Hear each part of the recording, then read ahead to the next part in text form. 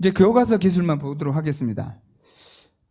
현재 대한민국에서는 초등학교 사회 과목으로 11종의 검정 교과서를 발행하여 학교마다 그중 하나를 선택하여 가르치고 있습니다. 초등학교 사회 교과서에는 위안부 문제와 관련하여 일본군에 의한 위안부의 강제동원, 성폭행, 살해 등 허위 사실이 수록되어 있습니다. 대표적인 예를 들어보기로 하겠습니다. 초등학교 사회교과서 미래엔 128쪽에 있는 겁니다. 일제는 침략 전쟁을 벌이면서 수많은 여성을 강제로 잡아가 성노예로 삼았다. 일본군 위안부 여성들은 전쟁 중에 많은 고통과 피해를 입었으며 광복 이후에도 제대로 사과조차 받지 못하였다라고 되어 있습니다. 동원되어 지속해서 성폭력과 인권 침해를 당한 여성이라고 되어 있습니다. 여기는 또 일본군 위안부는 일본 정부와 일본군에 의해 전쟁터로 강제로 동원되어 지속해서 성폭력과 인권 침해를 당한 여성을 말한다라고 되어 있습니다. 초등학교 교과서에 기술된 일본군과 일본 정부에 의한 위안부 강제 동원, 일본군의 지속적인 성폭력과 인권 침해 서술은 모두 거짓입니다. 어린아이들에게 왜곡, 날조된 역사를 가르치고 있는 것입니다. 이번에는 고등학교 교과서입니다. 마지막입니다. 현재 대한민국에서는 고등학교 한국사 과목으로 9종의 검정 교과서를 발행하여 학교마다 그중 하나를 선택하여 가르치고 있습니다. 아래는 리베르스쿨 출판사에서 발행한 한국사입니다. 일제가 침략 전쟁을 수행하면서 행한 가장 반인륜적인 범죄 행위는 여성들을 전쟁에 강제 동원한 일이었다. 일본군은 조선을 비롯한 중국 동남아 등지에서 수십만 명의 젊은 여성들을 일본군 위안부로 강제로 끌고 가 성노예 생활을 강요하였다.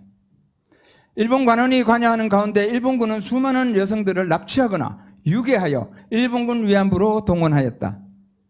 일본군의 지시를 받은 민간 모집책들이 취업사기, 인신매매 등 불법적인 방법을 동원하여 여성들을 일본군 위안부로 끌고 가기도 하였다. 1944년에는 여자 정신근로령을 공포하여 12세 이상 40세 미만의 여성들을 후방의 병참 지원 인력으로 동원하였다.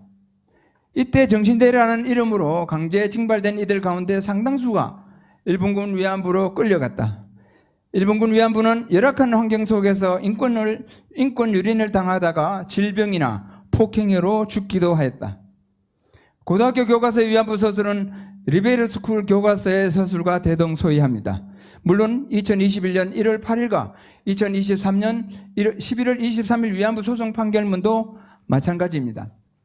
동아출판사 서술을 보겠습니다. 한편 일제는 군 위안소를 설치하여 패전 때까지 한국을 비롯한 식민지와 점령지의 여성들을 일본군 위안부로 동원하여 끔찍한 삶을 강요하였다. 피해자들은 구타나 고문, 성폭력 등으로 평생 치유하기 힘든 고통스럽게 살아야 했고 일부는 반인륜적 범죄를 은폐하려는 일본군에게 학살당하기도 하였다.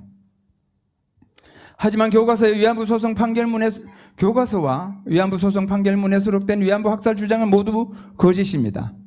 신뢰를 최고의 가치로 삼아야 할 교과서와 사법부가 거짓말을 하고 있는 것입니다.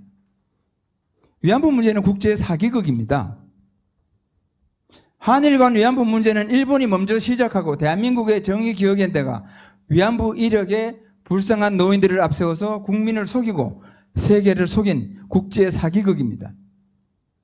그런데 진실을 최고의 가치로 삼아야 할 교과서와 사법부의 판결물이 이 위안부 사기꾼들의 거짓말을 역사적 사실인 양 판결문과 교과서에 실어서 국민을 속이고 있습니다.